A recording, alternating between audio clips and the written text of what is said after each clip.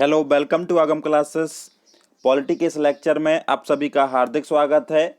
इस क्लास में हम बात करेंगे राज्य के नीति निर्देशक तत्व के बारे में, यानी कि directive principle of state policy के बारे में हम चर्चा करेंगे। जो नीति निर्देशक तत्व हैं, इस सरकार के लिए संविधान के द्वारा दिए गए निर्देश हैं इन्हीं को हम नीति निर्देशक तत्व के नाम से जानते हैं। संविधान के द्वारा सरकार से अपेक्षा की जाती है कि सरकार जब नीति निर्माण करेगी तो इन तथ्यों को ध्यान में रख के नीति निर्माण करेगी या नियम कानूनों को बनाएगी, जिससे आम लोगों का जो स्तर है वो ऊंचा हो सके, समाज में आर्थिक सामाजिक लोकतंत्र की स्थापना हो सके और राज्य की लोक कल्याणकारी स्थापना के लिए इस संविधान के द्वारा निर्देश प्रदान किए गए हैं कि जब राज्य नीति निर्माण करेगा तो इन तथ्यों को ध्यान में रखे हुए नीति निर्माण या पॉलिसी बनाएगा। इन्हीं को हम स्टेट पॉलिसी या डीपीएसपी के नाम से भी जानते हैं। तो इसी क्लास में हम बात करने वाले हैं राज्य के जो नीति निर्देशक तत्व हैं या डीपीएसपी के बारे में। जो डीपीएसपी है, इनका जो प्रोविजन किया गया है संविधान के भाग 4 में या पार्ट 4 में किया गया है, आर्टिकल 36 से लेकर 51 में इनका प्रावधान किया गया है। जो नीति निर्देशक तत्व हैं ये आयरलैंड के संविधान से भारतीय संविधान में लिए गए हैं, यानी जो आयरलैंड का संविधान है वहां पर भी डीपीएसपी का कॉन्सेप्ट है और वहीं से ये कॉन्सेप्ट हमारे भारतीय संविधान में लिया गया है। यहाँ पर हम अगली विशेषता के बारे में बात करें, जो बी.आर. अम्बेडकर थे, इन्होंने डीपीएसपी के बारे में इन्होंने कहा था कि ये विशेषता है हमारे संविधान की, यानी जो डीपीएसपी है ये हमारे संविधान की विशेषता है। और उन्होंने कहा था कि noble feature of the constitution, ये हमारे संविधान की एक विशेषता है। यहाँ पर दो चीजें हमें ध्यान रखना है कि जो डीपीएसपी हैं और हमारे फंडामेंटल राइट हैं, इनको संविधान का दर्शन एवं आत्मा कहा जाता है। किन किन को? डीपीएसपी और फंडामेंटल राइट को, यानी जो हमारे संविधान की मूल भावना है या मूल दर्शन है वो इसी में हमें दिखाई देता है, डीपीएसपी और फंडामेंटल राइट में, यानी इसको philosophy and soul of the constitution के नाम से जाना जाता है। एक संविधान विशेषज्ञ थे ग्रेनवेल ऑस्टिन ने, जो कि डीपीएसपी और फंडामेंटल राइट को कहा था कि संविधान की ये मूल आत्मा है। संविधान की मूल आत्मा के नाम से इन्होंने संबोधित किया था कि जो डीपीएसपी और फंडामेंटल राइट हैं ये संविधान की मूल आत्मा है। यहाँ पर हम बात करें, हमने कुछ बेसिक चीज़ों के बारे में देखा कि डीपीएसपी का जो उल्लेख है भाग 4 में है, आयरलैंड से लिए गए हैं। बी.आर. अम्बेडकर ने इसकी विशेषता बताई है। जो डीपीएसपी है हमारे संविधान का दर्शन एवं आत्मा है कहलाती है।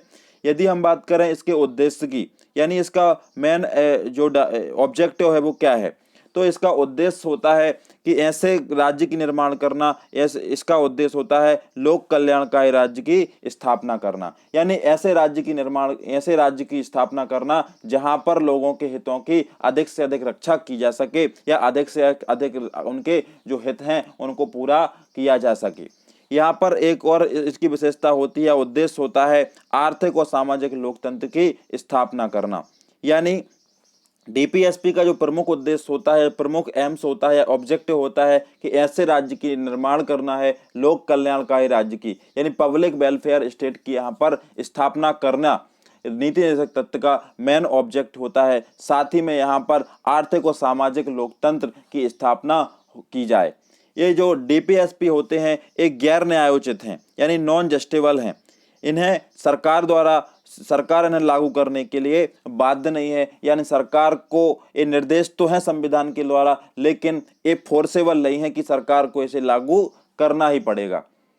तो यहाँ पर यदि हम पिछले लेक्चर में बात करें जहाँ पर हमने मौलिक अधिकारों के बारे में चर्चा की थी, यानी फंडामेंटल राइट के बारे में चर्चा की थी, तो वहाँ पर प्रावधान था कि जो मौलिक अधिकार होते हैं ये न्यायालय के द्वारा परिवर्तनीय होते हैं। न्यायालय के द्वारा क्या होते हैं? परिवर्तनीय होते हैं, यानी न्यायालय के द्वारा मौलिक अधिकारों की गारंटी प्रदान की जाती है कि यदि किसी व्यक्ति के मौलिक अधिकारों का हनन होता है तो उससे न्यायालय के द्वारा गारंटी प्रदान की जाती है। लेकिन यदि हम बात करें जो डीपीएसपी हैं इन्हें सरकार के द्वारा लागू करना बाध्यकारी नहीं है, लेकिन ये निर्देश हैं कि ऐसी सरकार से अपेक्षा होती है संविधान की कि सरकार को ऐसे काम करने चाहिए जिससे कि जो समाज का स्तर है वो धीरे धीरे ऊंचा हो सके। ऐसी सरकार से अपेक्षा होती है, लेकिन सरकार इन्हें लागू करने के लिए बाध्य नहीं है।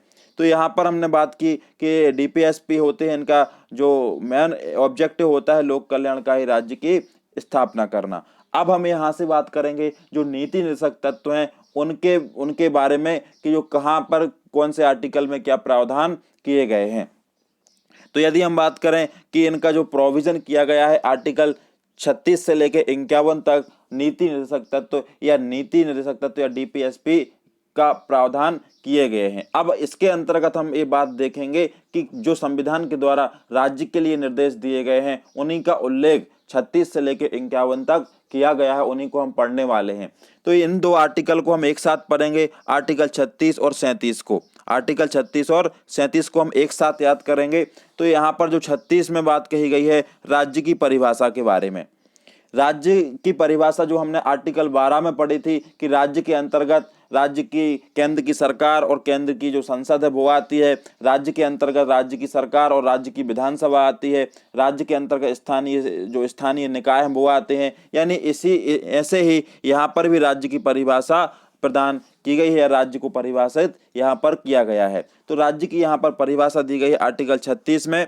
यहाँ पर 37 की बात करें तो 37 में कहा गया है कि राज्य के जो नीति निर्देशक तत्व हैं न्यायालय द्वारा परिवर्तनीय नहीं है, न्यायालय द्वारा इन्हें लागू करना बाध्यकारी नहीं है, परंतु लागू करना राज्य का कर्तव्य होगा। यानी राज्य का एक कर्तव्य है लेकिन ये फोर्सेबल नहीं है कि सरकार को लागू करना ही पड़ेगा। तो यहाँ पर हमने दो आर्टिकल के बारे में डिस्कस किया, आर्टिकल 36 और 37। 36 में प्रावधान है, राज्य की परिभाषा दी गई है कि राज्य का जो राज्य है वो क्या होगा, किसको हम राज्य कहेंगे, इसकी परिभाषा दी गई है आर्टिकल 36 में। और जो हमने 12 में आर्टिकल में पढ़ी थी राज्य की परिभाषा, सेम वो ही परिभाषा यहाँ पर भी दी गई है राज्य से संबंधित। यहाँ पर 37 में बात की गई है कि राज्य के नीति निर्देशक तथ्यों को लागू कराना न्यायालय की गारंटी नहीं है या न्यायालय द्वारा परिवर्तनीय नहीं है। तो ये हमने बात यहाँ पर की। आर्टिकल यहाँ पर एक चीज और हम देखेंगे कि एक जो संविधान के विशेषज्ञ थे के टी साय ने कहा था कि राज्य के नीति निर्देशक तत्व ऐसा बैंक का चेक है जो राज्य की इच्छा पर निर्भर करता है। यानी राज्य की इच्छा पर नीति निर्देशक तत्व निर्भर करते हैं कि राज्य को ये लागू करना है कि नहीं करना है, इस पर किसी भी प्रकार का दबाव नहीं है किसी भी संस्था का या न्यायालय का। यहाँ पर के टी साय ने कहा था कि ऐसा बैंक का चेक है जो कि राज्य की इच्छा पर निर्भर करता है। हम अब यहाँ पर देखेंगे दो आर्टिकल हमने पढ़ लिए 36 और 37। अब हम 38, 39 और 39A इनको एक साथ याद करने का प्रयास करेंगे। तो देखिए जो 38 है, आर्टिकल 38 में प्रावधान है सामाजिक, आर्थिक और राजनीतिक न्याय। राज्य का कर्तव्य होगा कि वो समाज में सामाजिक, आर्थिक और राजनीतिक न्याय की स्थापना करे। आर्टिकल 38 में प्रावधान किया गया है।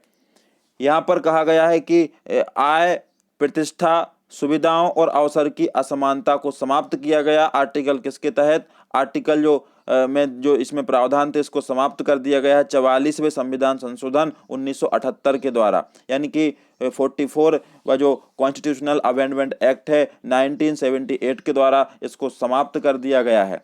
तो यहाँ पर आर्टिकल 38 में हमने बात की कि सामाजिक, आर्थिक और राजनीतिक न्याय स्थापित करना सरकार का या राज्य का कर्तव्य है। यहाँ पर 39 में बताया गया है कि संसाधनों का उचित वितरण, राज्य संसाधनों का उचित वितरण करेगा। यानी जो संसाधन है उनका संकेंद्रण नहीं करेगा, वो सभी में समान रूप से वितरित करेगा। इस प्रकार से प्रावधान आर्टिकल 39 में ये प्रावधान किया गया है और इसी के अंतर्गत समान कार्य और समान वेतन की बात इसी आर्टिकल के अंतर्गत कही गई है। यानी चाहे महिला हो चाहे पुरुष हो, यहाँ पर प्रावधान किया गया है कि समान कार्य के बदले समान वेतन प्रावधान दिया जाएगा। तो यहाँ पर जो संसाधन है उनका उचित वितरण राज्य करेगा। ऐसा नहीं करेगा कि वो किसी एक व्यक्ति के हाथ में पूरे जो संसाधन है उनका संकेंद्रण कर देगा, बल्कि उनका विकेंद्रीकरण करेगा, यानी कि उनको सभी में समान रूप से बांटेगा। तो यहाँ पर 39 में भी प्रावधान किए गए हैं। 39A में प्रावधान किए गए हैं कि गरीबों को निःशुल्क विधिक जो सहायता है वो उपलब्ध करवाएगा राज्य। तो देखिए 38 में हमने बात की है सामाजिक, आर्थिक और राजनीतिक न्याय की स्थापना करेगा राज्य। 39 में बात की कि संसाधनों का उचित वितरण करेगा, समान वेतन और समान कार्य का समान वेतन उपलब्ध करवाएगा राज्य। 39A में प्रावधान है कि गरीबों को निःशुल्क विधिक प्रकार की सहायता जो होगी वो यहाँ पर उपलब्ध करवाएगा राज्य। और इसको बाद में जोड़ा गया है 42वें संविधान संशोधन 1976 के माध्यम से, यानी कि 42 कॉन्स्टिट्यूशनल अमेंडमेंट एक्ट 1976 के द्वारा इसको भारतीय संविधान में या 39A के द्वारा जोड़ा गया है। तो यहाँ पर हमने यहाँ पर हम फिर से एक बार रिवाइज करते हैं। हमने आर्टिकल 36 में देखा कि राज्य की परिभाषा दी गई है। आर्टिकल 37 में हमने बात की कि यहाँ पर कहा गया है कि नीति निर्देशक तथ्यों को लागू कराना सरकार के लिए बाध्यकारी नहीं है, यानी सरकार परिवर्तनीय लागू कराना परिवर्तनीय मतलब फोर्सेबल नहीं है। आर्टिकल 38 में हमने बात की कि राज्य समाज में सामाजिक, आर्थिक और राजनीतिक न्याय की स्थापना करेगा। यहाँ पर हमने बात की 39 में कि संसाधनों का उचित वितरण करेगा राज्य, समान कार्य का समान वेतन उपलब्ध करवाएगा। 39A में हमने बात की कि जो गरीब हैं उनको निःशुल्क विधिक प्रकार की सहायता उपलब्ध करवाना राज्य का कर्तव्य होगा। यहाँ पर हम बात करें आर्टिकल 40, तो 40 को हमें अलग से ही याद रखना है कि जो आर्टिकल 40 है इसमें ग्राम पंचायतों के गठन का प्रावधान किया गया है, यानी राज्य से अपेक्षा की गई है कि आर्टिकल 40 में राज्य ग्राम पंचायतों की स्थापना करेगा या ग्राम पंचायतों का गठन करेगा। तो यहाँ पर हमने देखा था कि जो ग्राम पंचायतों का जब ये प्रावधान किया गया था नीति निर्देशक तत्व में, लेकिन किसी भी राज्य ने अपने राज्य में जो नीति निर्देशक तत्व में मतलब जो ग्राम पंचायत हैं उनकी स्थापना नहीं की थी या उनका गठन नहीं किया था। तो फिर इसको 73वें संविधान संशोधन के द्वारा 11वीं अनुसूची में जोड़ा गया, तभी जाके सभी राज्यों में इसको गठन किया गया है। तो ग्राम पंचायतों का गठन करना राज्य का कर्तव्य होगा आर्टिकल 40 के तहत। आर्टिकल 41, 42 और 43 को भी हम एक साथ ध्यान रखेंगे क्योंकि ये एक जैसे हैं। देखिए, तो आर्टिकल 41 में प्रावधान है काम पाने के, शिक्षा पाने और बेघरी, बुढ़ापा, बीमारी, निःशक्तता की दशाओं में लोक सहायता पाने के अधिकार को संरक्षित करेगा राज्य।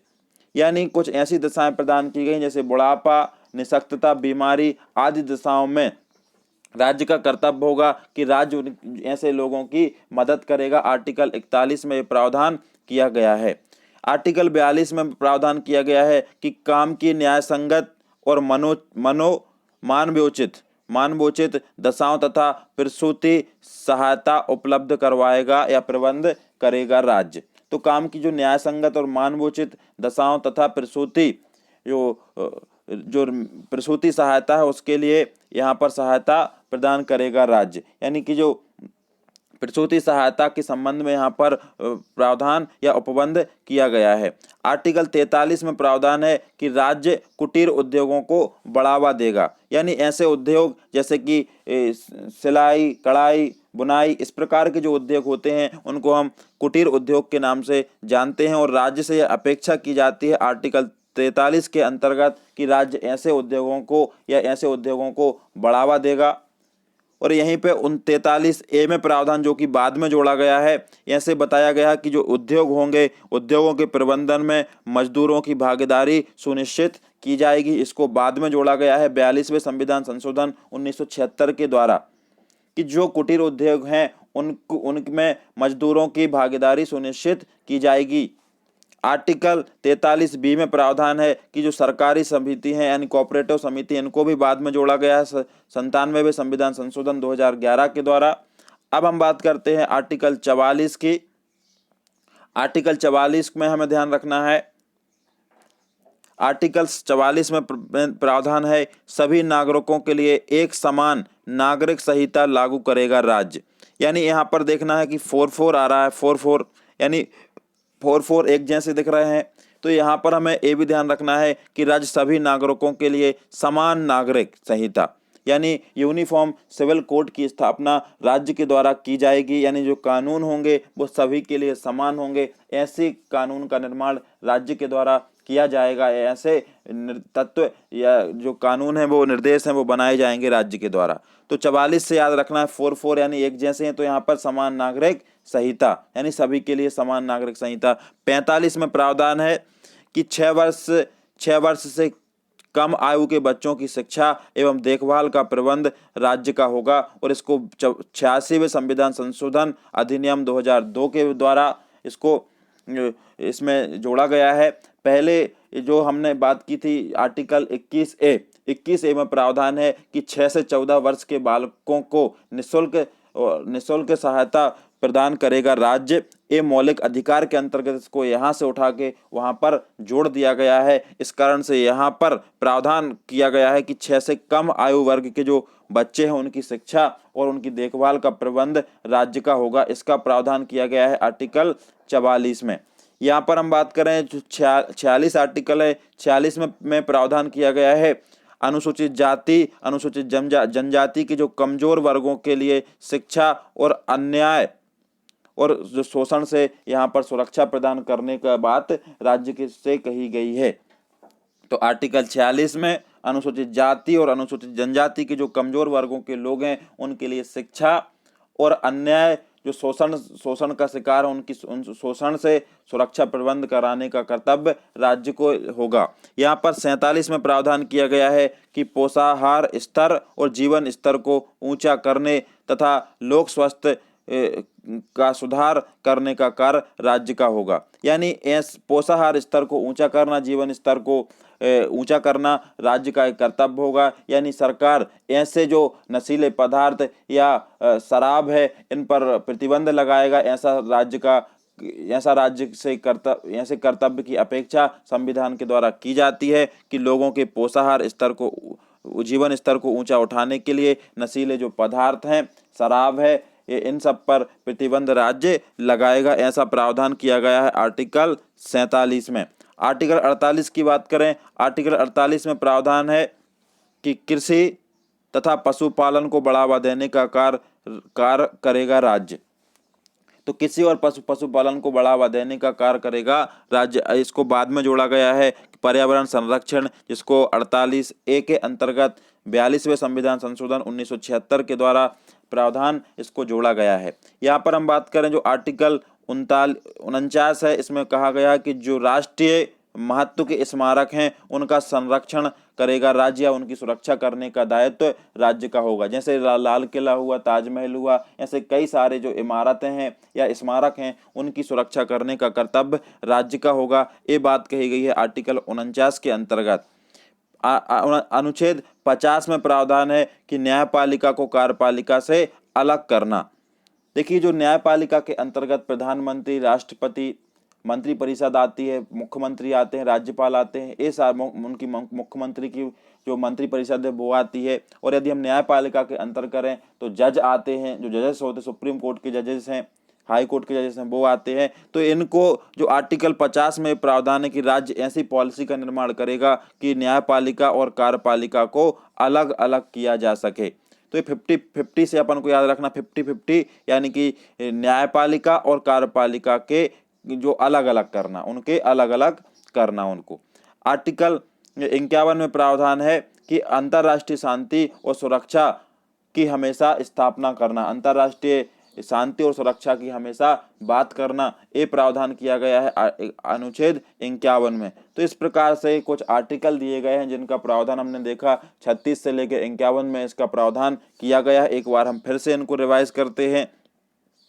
देखिए हमने बात की थी आर्टिकल 36 की, 36 में बात की गई है राज्य की परिभाषा की। आर्टिकल 37 में न्यायालय द्वारा परिवर्तनीय नहीं है परंतु लागू कराना राज्य का कर्तव्य होगा। आर्टिकल 38 में देखा सामाजिक और आर्थिक न्याय की स्थापना करेगा राज्य, संसाधनों का उचित वितरण करेगा। 39 में प्रावधान किया गया है समान कार्य और समान वेतन का प्रावधान यहाँ पर है।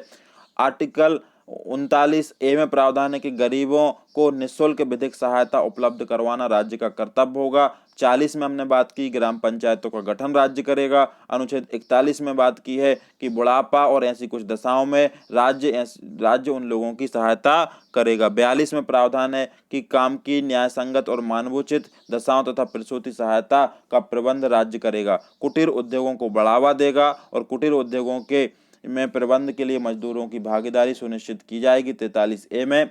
और सरकार सहकारी जो समितियां हैं उनका निर्माण भी 43B के अंतर्गत करा जाएगा। अनुच्छेद 44 में समान नागरिक संहिता का प्रबंध किया गया है। अनुच्छेद 45 में 6 वर्ष से कम आयु के बच्चों की शिक्षा एवं देखभाल राज्य का कर्तव्य होगा, जिसको 86वें संविधान संशोधन 2002 के द्वारा इसको जोड़ा गया है। यदि हम बात करें 46 के आर्टिकल 46 में प्रावधान है अनुसूचित जाति एवं जनजाति के कमजोर वर्गों के लिए शिक्षा और न्याय शोषण से सुरक्षा करेगा राज्य। जो 47 है उसमें पोषाहार स्तर और जीवन स्तर को ऊंचा करने हेतु जो नशीले पदार्थ हैं, जो शराब है, इन पर प्रतिबंध राज्य लगाएगा, ऐसा राज्य से अपेक्षा की जाती है। 48 में प्रावधान है कृषि तथा पशुपालन को बढ़ावा देना राज्य का कर्तव्य होगा। 49 में प्रावधान है राष्ट्रीय महत्व के जो स्मारक हैं उनकी सुरक्षा करना राज्य का कर्तव्य होगा। 50 में प्रावधान है कि न्यायपालिका और कार्यपालिका से अलग करना। जो 51 है अंतर्राष्ट्रीय शांति और सुरक्षा स्थापित करना। तो ये हमने यहाँ पर बात की है नीति निषेधक तथ्यों के बारे में। तो नीति निषेधक तथ्यों से संबंधित ये हमने आज की क्लास में बात की। अगली क्लास में हम बात करेंगे जो फंडामेंटल जो ड्यूटीज़ हैं यानी कि जो मौलिक कर्तव्य है उनके बारे में बात करेंगे। तो आज की क्लास में इतना ही। Thank you everyone.